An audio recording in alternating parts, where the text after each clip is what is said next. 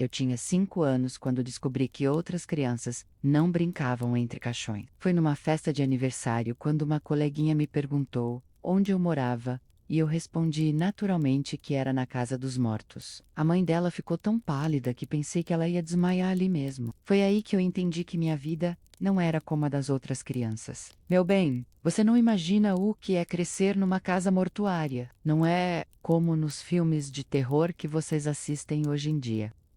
Não tinha fantasma, não tinha susto, tinha algo muito pior e muito mais profundo que isso tudo. Tinha a realidade crua da vida, se despedindo todos os dias debaixo do mesmo teto onde eu dormia. Meu pai, Deus o tenha em bom lugar, herdou o negócio do meu avô. Era a única funerária da nossa cidadezinha no interior de Minas. Sabe como é? Todo mundo que morria passava pela nossa casa antes de ir para o cemitério. E eu, pequenininha, cresci vendo isso como a coisa mais normal do mundo.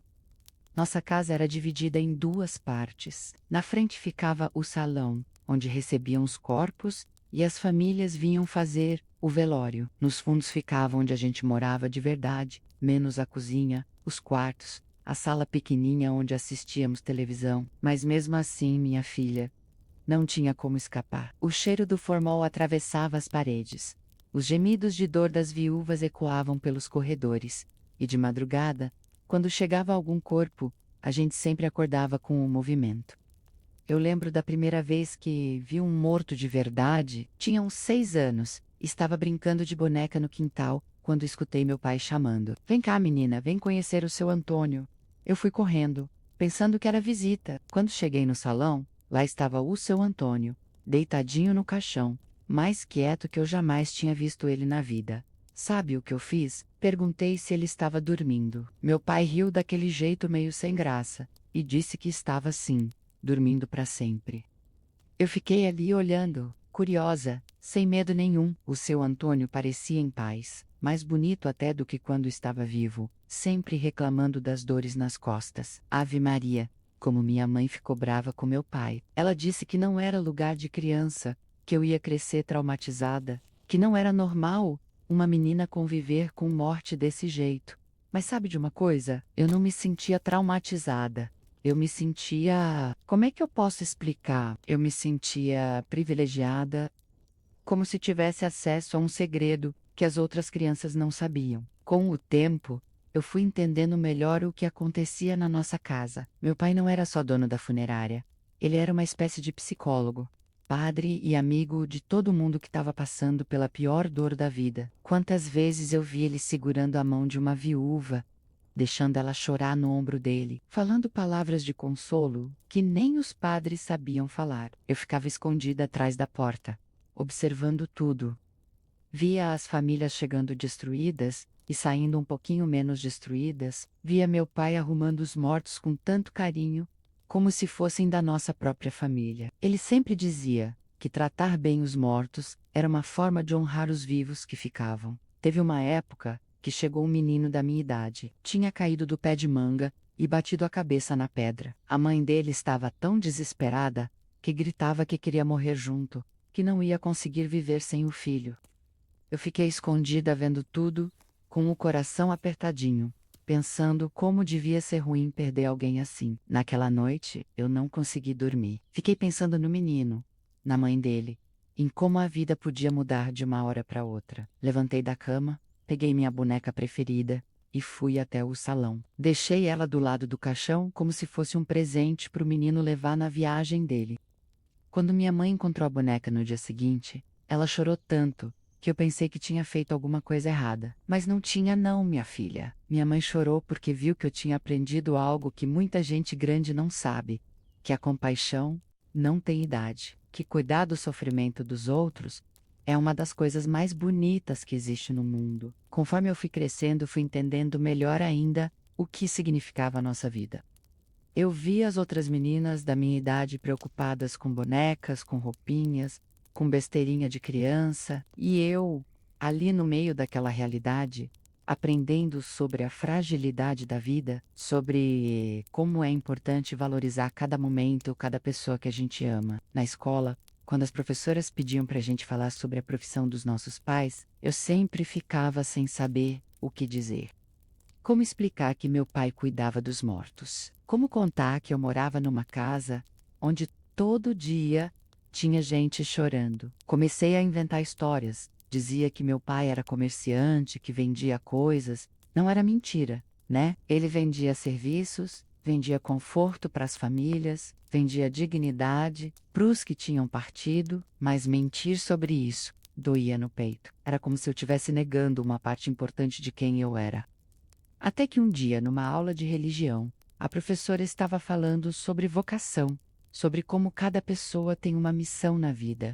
Levantei a mão e contei a verdade. Contei que meu pai cuidava dos mortos, que nossa família ajudava outras famílias nos momentos mais difíceis, que eu tinha aprendido que a morte fazia parte da vida, tanto quanto nascer e crescer. A sala ficou em silêncio. Alguns meninos fizeram careta de nojo. Algumas meninas sussurraram entre si. Mas a professora, uma senhora bondosa, chamada Dona Conceição, veio até a minha carteira e disse uma coisa que nunca mais esqueci. Que bênção você teve, menina, de aprender tão cedo que a vida é um presente, que precisa ser vivido com intensidade. Foi a primeira vez que alguém me fez enxergar minha infância como uma bênção, não como uma tragédia. E sabe de uma coisa? Ela estava certa. Eu vi crianças da minha idade chorarem por besteira, brigarem por bobagem, desperdiçarem tempo com coisas que não importavam. E eu, que convivia diariamente com a despedida final, sabia dar valor para os pequenos momentos de alegria. Lembro de uma manhã de domingo, eu devia ter uns 8 anos, quando acordei com um barulho diferente na cozinha. Era minha mãe chorando baixinho, enquanto fazia café. Perguntei o que tinha acontecido e ela me contou que tinha chegado uma moça jovem, durante a madrugada. Uma moça da idade dela, que tinha morrido, no parto, junto com o bebê. Naquele dia, pela primeira vez, eu entendi que minha mãe também sofria com o nosso trabalho, que não era fácil para ela viver no meio daquela dor constante. Fui até ela e abracei bem apertado, disse que quando crescesse ia ajudar ela e meu pai a cuidar das pessoas. Ela me olhou com aqueles olhos molhados e disse que eu não precisava carregar esse fardo, que eu podia escolher uma vida diferente. Mas eu não via como fardo, sabe? Eu via como propósito. Cada família que passava pela nossa casa me ensinava alguma coisa. Os que morriam velhinhos me mostravam que uma vida longa e bem vivida era uma vitória. Os que morriam jovens me lembravam que não podíamos desperdiçar nenhum dia. Os que morriam de doença me ensinavam sobre a importância de cuidar da saúde. Os que morriam de acidente me mostravam como a vida pode mudar num piscar de olhos. Teve um caso que me marcou muito. Chegou um homem que tinha morrido sozinho no apartamento dele. Ninguém sabia quem ele era, não tinha família, não tinha amigos, ia ser enterrado como indigente. Num caixão simples, sem velório, sem oração, sem nada. Meu pai ficou com tanta dó que decidiu fazer um velório digno para ele, mesmo sem receber nada por isso. Eu ajudei meu pai a arrumar o salão, pusimos flores, acendemos velas, ficamos lá fazendo companhia para o homem. Quando chegou a hora de levar para o cemitério, só estávamos nós três, eu, meu pai e minha mãe. Mas sabe o que aconteceu? Na hora que o carro funerário estava saindo, começaram a aparecer pessoas. O padeiro da esquina, que reconheceu o homem como um cliente antigo. A senhora do mercadinho, que disse que ele sempre comprava pão amanhecido porque era mais barato. O garoto que lustrava sapatos na praça, que contou que o homem sempre dava gorjeta generosa, mesmo quando não precisava lustrar nada. No final, tinha umas 20 pessoas acompanhando o enterro de um homem que pensávamos que tinha morrido sozinho. Todas tinham alguma história pequenininha para contar, alguma lembrança boa dele. Foi uma das lições mais importantes da minha vida. Ninguém passa por este mundo sem tocar outras pessoas, mesmo sem saber. Quando chegou a adolescência, confesso que passei por uma fase de revolta. Queria ser normal, queria ter uma casa normal, uma família normal. Ficava com vergonha de levar amigas em casa. Tinha medo do que iam pensar. Uma vez levei uma colega para fazer trabalho de escola e bem na hora que chegamos, estavam chegando com um corpo. A menina ficou em choque, saiu correndo e no dia seguinte a escola inteira estava falando sobre a menina esquisita que morava com os mortos.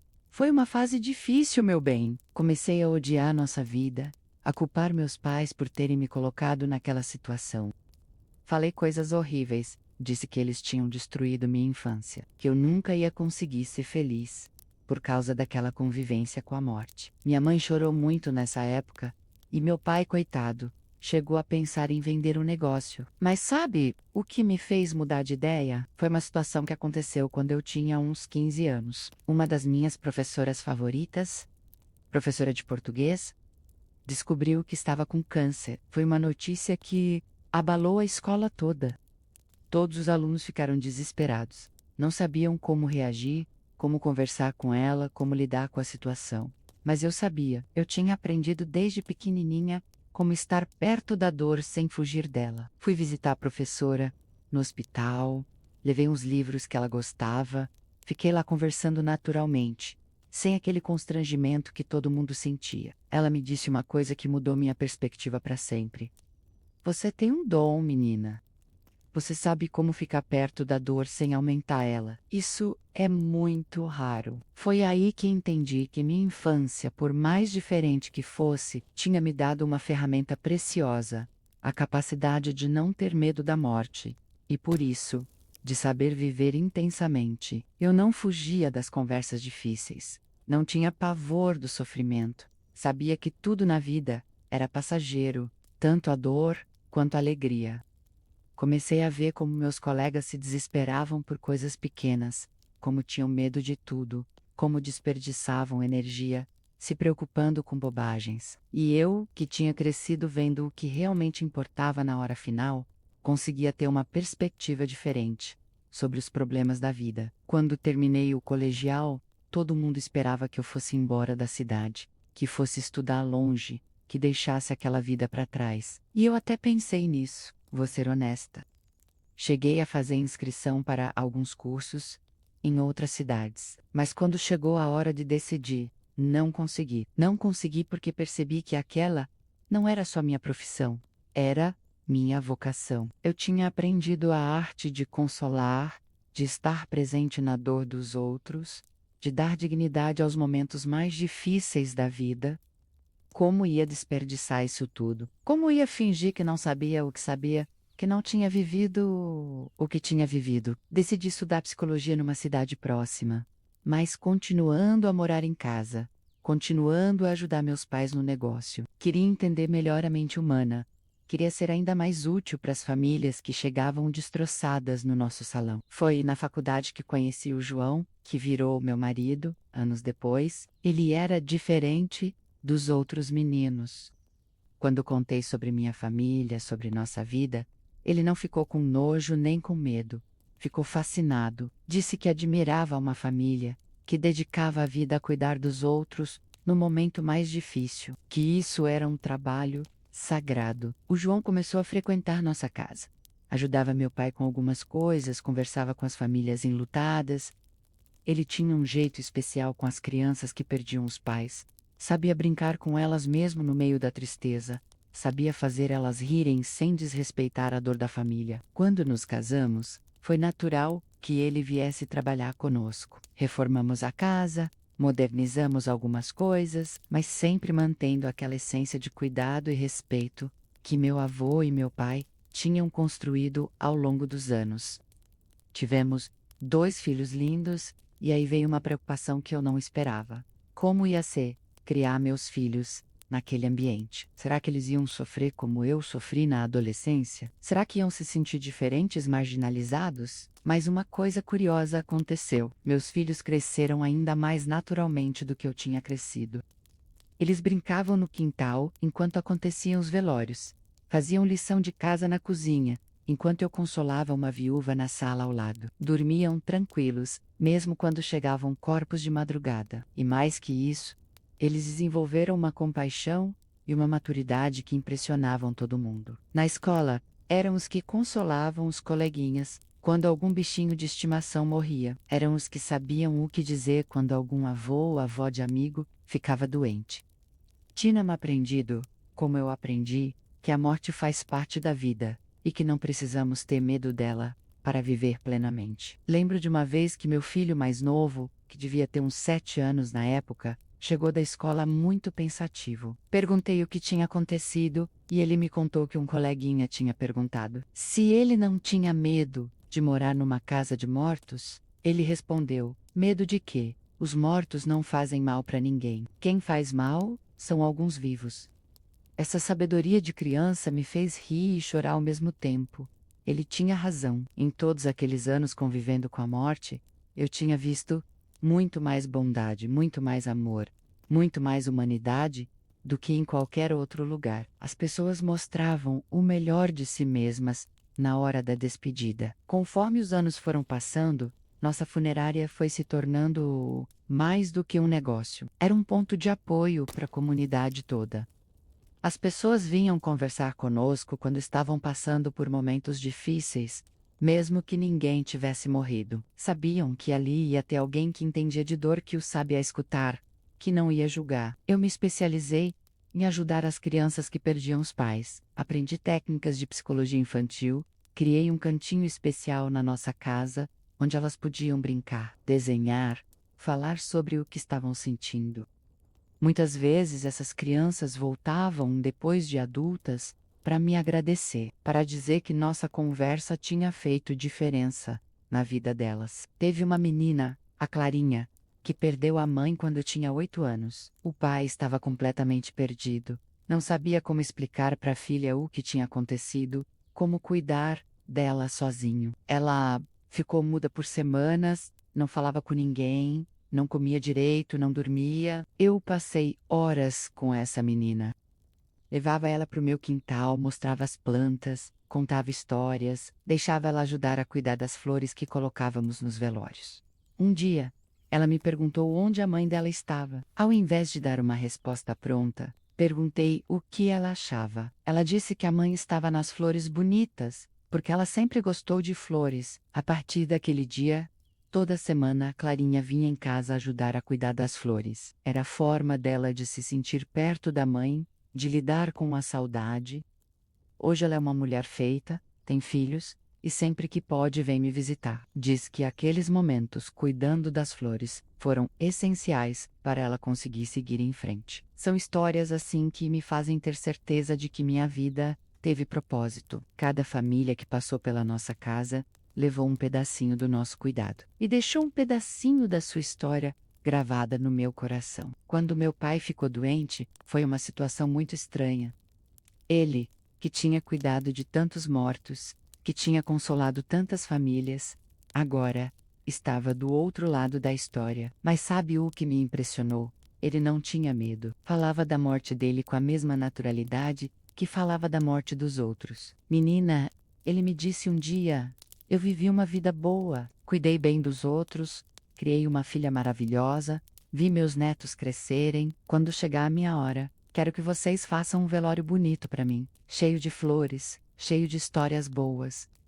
E quero que continuem cuidando das pessoas como eu ensinei. Quando o papai morreu, foi o velório mais bonito que já vi na vida. A cidade inteira veio se despedir. Pessoas que ele tinha consolado anos atrás, famílias que ele tinha ajudado nos piores momentos, crianças que tinham crescido vendo ele trabalhar. O salão ficou pequeno para tanta gente. Tivemos que abrir as portas e deixar o pessoal se espalhar pelo quintal. Cada pessoa que chegava tinha uma história para contar sobre meu pai. Como ele tinha sido gentil, como tinha dado um desconto numa hora difícil, como tinha ficado até mais tarde para ajudar uma família, como tinha abraçado uma criança órfã. Percebi naquela hora que meu pai não tinha sido só um empresário funerário, tinha sido um curandeiro de almas feridas. Depois que papai se foi, eu e o João assumimos completamente o negócio. Minha mãe ainda ajudava com algumas coisas, mas já estava mais cansada. Preferia cuidar dos netos e do jardim. Foi uma transição difícil, porque além da saudade, tínhamos a responsabilidade de manter vivo o legado que ele tinha construído. Nos anos seguintes, modernizamos várias coisas. Criamos um espaço especial para crianças, contratamos uma psicóloga para ajudar as famílias, fizemos parcerias com a igreja e com assistentes sociais, mas sempre mantivemos a essência: o cuidado genuíno com cada pessoa que chegava até nós. Teve uma época que chegou uma família muito pobre, que tinha perdido o filho único num acidente de moto. Não tinham dinheiro nem para o caixão mais simples. Eu vi o desespero naqueles olhos, a dor de não poder dar uma despedida digna para o filho. Fizemos o velório completo sem cobrar nada. Que isso, mobilizamos a comunidade para ajudar a família, que ficou sem o principal provedor. Situações assim aconteciam direto. E cada vez que ajudávamos alguém sem esperar nada em troca, eu lembrava das palavras do meu pai. Menina, cuidar dos mortos é cuidar dos vivos que ficam. E às vezes, cuidar dos vivos é mais importante que qualquer dinheiro. Mas nem tudo era tristeza e despedida, sabe? Nossa casa também via muitas coisas bonitas. Eu vi famílias se reconciliarem na hora da perda. Pessoas que não se falavam há anos, se abraçando no velório de um parente querido. Vi testamentos de amor emocionantes. Vi perdão sendo pedido e concedido. Vi pessoas descobrindo o quanto se amavam, só quando estava tarde demais para dizer pessoalmente. Teve um casal de velhinhos que morava na nossa rua, o seu Manel e a Dona Rosa. Eles viviam brigando, todo mundo na cidade conhecia as discussões deles. Quando a Dona Rosa morreu de repente, o seu Manel ficou completamente perdido. Ele chorava que nem criança, dizia que tinha desperdiçado anos brigando por bobagem, que queria pedir perdão para ela. No velório da Dona Rosa, o seu Manel não saía de perto do caixão. Falava com ela como se ela estivesse escutando. Pedia perdão, declarava amor, contava planos que tinham feito e nunca realizaram. Foi uma das coisas mais tocantes que já vi. E sabe o que aconteceu depois? O seu Manel mudou completamente. Virou o homem mais doce da cidade, sempre ajudando todo mundo, sempre falando bem da Dona Rosa, sempre lembrando as pessoas de não desperdiçarem tempo com bobagens. Essas histórias me fizeram entender que nossa casa mortuária não era um lugar de fim, era um lugar de transformação. As pessoas entravam de um jeito e saíam de outro, entravam revoltadas e saíam conformadas, entravam perdidas e saíam com propósito, entravam sozinhas e saíam abraçadas pela comunidade. Com o tempo, eu comecei a escrever sobre essas experiências, fazia anotações sobre as famílias, sobre as lições que cada despedida me ensinava, sobre como as pessoas lidavam com a dor. Não era para publicar nem nada, era só para mim mesma, para processar tudo que eu vivia diariamente. Mas meu filho mais velho, que se formou em jornalismo, achou aquelas anotações e ficou fascinado. Disse que eram histórias importantes, que podiam ajudar outras pessoas a lidar melhor com a perda, com o luto, com o medo da morte. Me convenceu a transformar aquilo num livro. Escrever sobre minha vida foi uma experiência muito intensa. Revivi cada momento, cada família, cada lição aprendida. Chorei muito lembrando das despedidas mais difíceis. Ri muito lembrando das situações engraçadas que também aconteciam no meio da tristeza. Porque, acredite se quiser, também tinha momentos engraçados na nossa casa, como aquela vez que um velhinho tinha pedido para ser enterrado com o chapéu favorito dele, mas a viúva esqueceu de avisar e trouxe o chapéu só na última hora. Tivemos que abrir o caixão de novo para colocar o chapéu. E quando fizemos isso, pareceu que o velhinho deu uma piscadinha. Todo mundo riu, mesmo no meio do choro. A viúva disse que era bem a cara dele fazer uma última travessura. Ou como aquela ocasião que chegou um senhor que tinha morrido aos 95 anos, deixando uma família enorme, filhos, netos, bisnetos. Na hora de carregar o caixão, teve uma discussão, porque todo mundo queria ajudar. Eram tantos homens disputando para carregar o caixão, que quase derrubaram o pobre do velhinho. No final tivemos que fazer um revezamento. Cada neto carregava um pedacinho do caminho. Essas situações me mostraram que até na morte, até na dor, a vida encontra um jeito de se manifestar. O amor encontra um jeito de se expressar. A alegria encontra uma fresta para entrar. Quando o livro ficou pronto, eu não esperava a repercussão que teve. Pessoas do país inteiro começaram a me procurar, querendo saber mais sobre como lidar com a perda, como explicar a morte para as crianças, como cuidar de quem está enlutado. Virei uma espécie de conselheira não oficial. sobre luto e despedida. Comecei a dar palestras em hospitais, em escolas, em igrejas. Falava sobre a importância de não ter medo de falar sobre a morte, sobre como isso faz parte da vida, sobre como podemos viver mais intensamente quando aceitamos nossa finitude. Uma das palestras que mais me marcou foi numa escola onde tinha acontecido uma tragédia. Um aluno tinha se suicidado e toda a comunidade escolar estava em choque. Os professores não sabiam como abordar o assunto com as crianças. Os pais estavam desesperados. Todo mundo estava com medo de falar a palavra errada. Eu passei uma semana inteira naquela escola, conversando com alunos de todas as idades, com professores, com pais. Falamos sobre suicídio sem tabu, sobre depressão, sobre a importância de pedir ajuda, sobre sinais de alerta, mas principalmente, falamos sobre como a vida vale a pena, mesmo quando parece que não vale. Contei para eles sobre todas as vezes que vi pessoas se despedirem da vida de forma natural, depois de terem vivido plenamente Circodas, do Amor. Mostrei a diferença entre uma morte que chega no seu tempo e uma morte que é provocada pelo desespero. Expliquei como a dor é passageira, como sempre tem saída, como sempre tem alguém disposto a ajudar. Acho que consegui ajudar um pouco. Algumas crianças vieram me procurar depois, falando sobre medos que tinham, sobre tristezas que carregavam, sobre pensamentos difíceis que às vezes apareciam na cabeça delas. Pudemos conversar, pudemos pedir ajuda profissional quando necessário, pudemos mostrar que falar sobre esses sentimentos não é vergonha, é coragem. Hoje, aos meus 78 anos, eu ainda moro na mesma casa, ainda trabalho na mesma funerária. Meus filhos assumiram a maior parte do trabalho, mas eu ainda gosto de estar presente, ainda gosto de conversar com as famílias, ainda sinto que tenho algo a oferecer.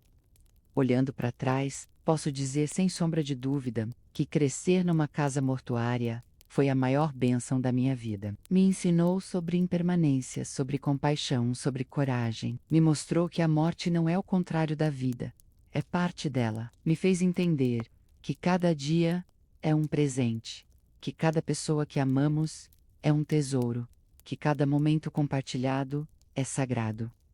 Quantas pessoas passam a vida toda fugindo da ideia da morte, desperdiçando tempo com besteiras, deixando para depois as coisas importantes? Eu aprendi cedo que depois nem sempre existe, que as palavras de amor precisam ser ditas hoje, que os abraços precisam ser dados agora. Aprendi também que cuidar de quem está sofrendo é uma das coisas mais nobres que uma pessoa pode fazer.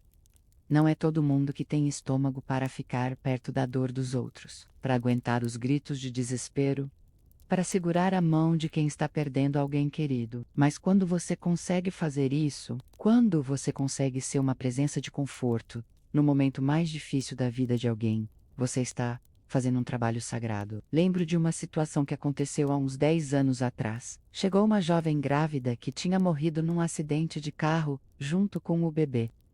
O marido dela chegou no nosso salão completamente transtornado, gritando que queria morrer junto, que não ia conseguir viver sem ela. Era um rapaz novo, devia ter uns 20 e poucos anos, a vida toda pela frente. Eu fiquei horas conversando com aquele menino. Deixei ele chorar, deixei ele gritar, deixei ele falar mal de Deus, deixei ele quebrar algumas coisas no quintal, quando a raiva foi maior que a tristeza. Não tentei consolá-lo com frases feitas, nem com promessas vazias de que tudo ia ficar bem. Apenas fiquei ali presente, mostrando que ele não estava sozinho, naquele momento de desespero total. Depois de alguns dias, quando a dor mais aguda passou, conseguimos conversar de verdade. Ele me contou sobre os planos que tinha com a esposa, sobre como estavam felizes, esperando o primeiro filho, sobre como tinha certeza de que ia ser o melhor pai do mundo. Chorou, lembrando da risada dela, do jeito que ela falava dormindo, dos sonhos que tinham construído juntos. Foi uma das conversas mais bonitas e mais tristes da minha vida. Aquele rapaz me ensinou que o amor verdadeiro não morre junto com a pessoa amada. Ele continuava amando a esposa e o filho com a mesma intensidade. Só que agora esse amor tinha que encontrar uma forma diferente de se expressar. Hoje, 10 anos depois, ele é um dos voluntários mais dedicados da nossa cidade. Criou uma organização não governamental que ajuda famílias que perderam entes queridos em acidentes de trânsito. Caçudo novo. Tem 2 filhos, mas nunca esqueceu a primeira esposa. Fala dela com carinho, ensina para os filhos sobre a irmãzinha que está no céu, mantém viva a memória dela de uma forma saudável e bonita. Essa transformação que eu vi acontecer na vida desse menino me mostrou algo que aprendi ao longo de todos esses anos. A dor pode destruir uma pessoa ou pode ser a matéria-prima da sua reconstrução. Depende de como ela escolhe lidar com o sofrimento, de que apoio ela tem, de que sentido ela consegue encontrar na experiência. Por isso que nosso trabalho nunca foi só enterrar os mortos. Foi sempre cuidar dos vivos. Foi sempre ajudar as pessoas a transformarem sua dor em algo construtivo, em algo que honrasse a memória de quem se foi. Teve uma época que uma família veio nos procurar com uma situação muito diferente. O pai deles, um senhor de 82 anos, estava internado no hospital, desenganado pelos médicos, mas consciente. Ele queria planejar o próprio funeral, queria escolher a música, as flores, até o que ia ser servido no lanche depois do enterro. A família estava chocada, achava mórbido aquilo, dizia que ele estava desistindo de lutar, mas eu entendi perfeitamente o que aquele senhor estava fazendo. Ele estava exercendo controle sobre a única coisa que ainda podia controlar, a própria despedida. Sentei com ele no hospital e planejamos tudo nos mínimos detalhes. Ele queria que tocasse Asa Branca na hora de baixar o caixão, porque lembrava da infância dele no sertão. Queria flores do campo, nada muito sofisticado, porque sempre foi um homem simples. E queria que, ao invés de discursos tristes, as pessoas contassem histórias engraçadas que viveram com ele. Aquele senhor morreu 3 semanas depois, em paz, sabendo que sua despedida seria exatamente como ele desejava. E foi lindo de ver. Todo mundo riu, lembrando das travessuras dele, das piadas que contava, dos causos que inventava. Foi uma das despedidas mais alegres que já vi, porque foi uma despedida planejada com amor por quem estava partindo. A família, que no início achou estranho, depois me agradeceu emocionada, disseram que aquilo tinha dado ao pai deles uma sensação de dignidade e controle nos últimos momentos, e que para eles foi muito mais fácil aceitar a perda sabendo que ele tinha partido da forma que queria. Experiências assim me fizeram questionar muitos tabus que existem ao redor da morte. Por que temos tanto medo de falar sobre ela?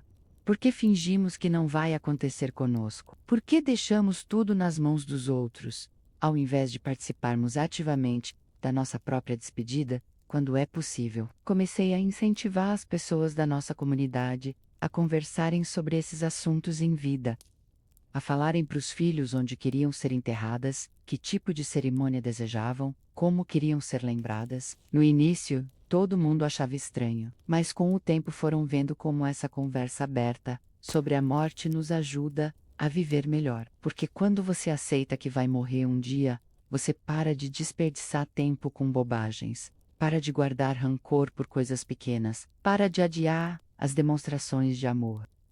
Para de viver como se tivesse uma eternidade pela frente, para consertar os erros e recuperar as oportunidades perdidas. Eu vi isso acontecer na minha própria família. Quando minha mãe começou a demonstrar sinais de demência, ao invés de nos desesperarmos e fingirmos que não estava acontecendo nada, decidimos aproveitar cada momento de lucidez que ela ainda tinha. Gravamos ela contando histórias da família. Pedimos para ela ensinar receitas antigas. Passamos horas folheando álbuns de foto, enquanto ela ainda conseguia lembrar dos nomes e das ocasiões. Foram os meses mais preciosos que passamos juntas, porque sabíamos que eram limitados. Cada conversa se tornava especial. Cada risada se tornava um tesouro. Cada "eu te amo" ecoava com uma intensidade diferente. Quando ela finalmente partiu, nossa dor era real, nossa saudade era imensa, mas nossa consciência estava tranquila. Não tínhamos nada para lamentar, nenhuma palavra não dita, nenhum abraço não dado, nenhuma oportunidade perdida de demonstrar nosso amor. Esse é o maior ensinamento que uma vida inteira convivendo com a morte me deu. Que é possível morrer bem quando se vive bem. Que é possível partir em paz quando não se deixa nada importante para depois. que é possível ser lembrado com saudade boa, quando se constrói uma história de amor e cuidado com as pessoas. Hoje, quando olho para os meus netos brincando no mesmo quintal onde eu brinquei há mais de 70 anos, sinto uma gratidão imensa por ter tido essa vida diferente, essa família diferente, essa experiência única de crescer no meio da morte e descobrir que isso me ensinou sobre a vida. Meus netos não têm medo quando algum bichinho de estimação morre. Não ficam traumatizados quando um vizinho idoso falece. Não se desesperam quando alguém fica doente. Eles aprenderam, como eu aprendi, como meus filhos aprenderam, que a morte faz parte da vida, tanto quanto nascer, crescer e se apaixonar. E mais que isso, eles desenvolveram uma compaixão natural pelas pessoas que estão sofrendo. Quando veem alguém chorando, não fogem constrangidos, se aproximam para oferecer um abraço. Quando sabem que algum coleguinha perdeu um parente, não ficam sem saber o que dizer. Expressam condolências sinceras e oferecem sua companhia. São crianças diferentes, mais maduras em alguns aspectos, mas nem por isso menos felizes. Pelo contrário, são crianças que sabem valorizar cada momento de alegria, que não desperdiçam tempo com birras bobas, que demonstram amor de forma intensa e constante. Às vezes me pergunto como seria minha vida se eu tivesse nascido numa família comum, numa casa comum, longe dessa convivência diária, com a despedida final. Provavelmente seria uma pessoa mais superficial, mais preocupada com coisas que não importam, menos preparada para enfrentar as dificuldades reais da vida. Posso dizer com certeza que minha infância entre caixões me fez uma pessoa melhor. Me deu coragem para enfrentar qualquer dificuldade, compaixão para cuidar de qualquer sofrimento, sabedoria para distinguir o que é realmente importante na vida. Quando as pessoas me perguntam se eu recomendaria essa experiência para outras crianças, eu sempre respondo que não se trata de recomendar ou não recomendar. Se trata de entender que cada família tem sua história, sua missão, seu propósito. A minha família tinha a missão de cuidar das pessoas nos momentos mais difíceis. E essa missão moldou quem eu me tornei. Mas acredito que toda criança deveria crescer sabendo que a morte existe, que é natural, que não precisa ser temida. Acredito que toda família deveria conversar abertamente sobre esses assuntos. Deveria preparar as crianças para lidar com as perdas que inevitavelmente vão acontecer na vida. Porque o medo da morte é o que mais impede as pessoas de viverem plenamente. É o que faz elas adiarem sonhos, guardarem rancors, desperdiçarem oportunidades, é o que faz elas viverem uma vida pequena, com medo de arriscar do amar intensamente, de se entregar completamente às experiências. Eu nunca vivi com esse medo. Desde pequena sabia que um dia minha hora ia chegar. E por isso sempre vivi cada dia como se fosse único. Sempre amei como se fosse a última oportunidade.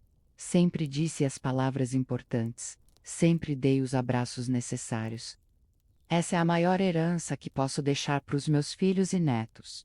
A certeza de que uma vida bem vivida não tem o que temer na morte. Que quando chegamos ao final sabendo que amamos bem, que cuidamos bem das pessoas, que fizemos diferença na vida de alguém, podemos partir em paz. E agora, aos 78 anos, quando sinto que minha própria despedida se aproxima lentamente, não tenho medo, nem ansiedade. Tenho apenas gratidão pela vida rica e cheia de propósito que tive. Pelos milhares de famílias que pude ajudar, pelas lágrimas que pude enxugar, pelos abraços que pude dar. Sei que quando chegar a minha hora, vou partir da mesma forma que ensinei tantas pessoas a partir com dignidade, cercada do amor, deixando uma história bonita para ser lembrada. E sei que de alguma forma vou continuar presente na vida de todos que toquei, assim como todos que partiram antes de mim, continuam presentes na minha memória e no meu coração. Essa é a verdade que uma vida inteira convivendo com a morte me ensinou. Ninguém morre completamente enquanto alguém se lembra com amor, e eu tenho certeza absoluta de que serei lembrada com muito amor, porque vivi uma vida dedicada ao amor, ao cuidado, à compaixão pelos outros. Então, minha filha, quando você se sentir com medo da morte, lembre-se da minha história. Lembre-se de que é possível crescer no meio da despedida, e descobrir a beleza da vida. Lembre-se de que cuidar dos outros é a forma mais bonita de viver. E principalmente, lembre-se de que cada dia é um presente que precisa ser vivido com intensidade, gratidão e muito, muito amor.